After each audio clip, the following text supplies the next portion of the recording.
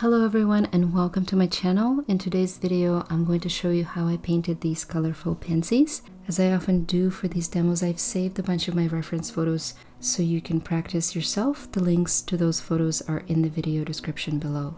Actually, the reason I wanted to do this video is because many of you are asking about the vibrant pigments I use, and I wanted to show you the brand of watercolor I use when I want to have this extra color boost. And this is where my Qor watercolors come in handy. If you've seen my review of all my favorite pigments and brands, you know that I love Daniel Smith, Qor, and Winsor Newton.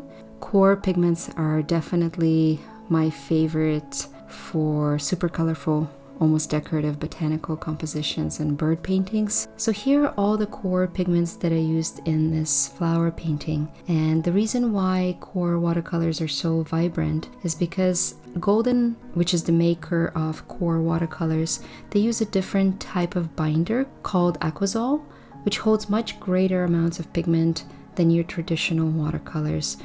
Traditional watercolors typically use gum arabic. In this painting with pansies, I've used Qor exclusively, and you can see the results in these amazing vibrant colors, almost a hyper-realistic effect. And honestly, I prefer it this way because it accentuates the natural colors and it highlights what I love about this subject the most. So even though it's not 100% realistic, maybe, it's truly a better reflection of the way I see my subject, meaning I highlight the things that I focus on the most, which is color and shape. The brushes I used in this painting are all from Escoda. One is a natural sable in size 4 called Reserva, and a couple of synthetics called Versatil. I also used Qor watercolor medium, which helps me with color flow when I'm doing wet on wet washes.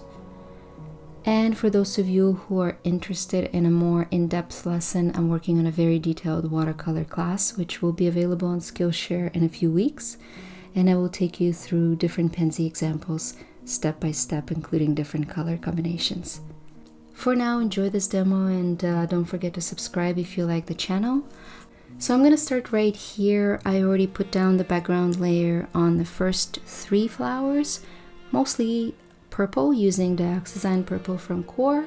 And now I'm going to move on to my red pansy and then another one on the right. Once this background layer is dry, I'm going to apply another 2 layers. For those of you who've seen my process before, you know that I roughly put down 3 to 4 layers, usually the first one wet on wet, which is what you're seeing now, and then the subsequent layers just getting more and more pigment and more detail wet on dry. I'm gonna finish off by doing some leaves and a few flower buds, and that's about it. Enjoy the demo. I'll see you guys next week.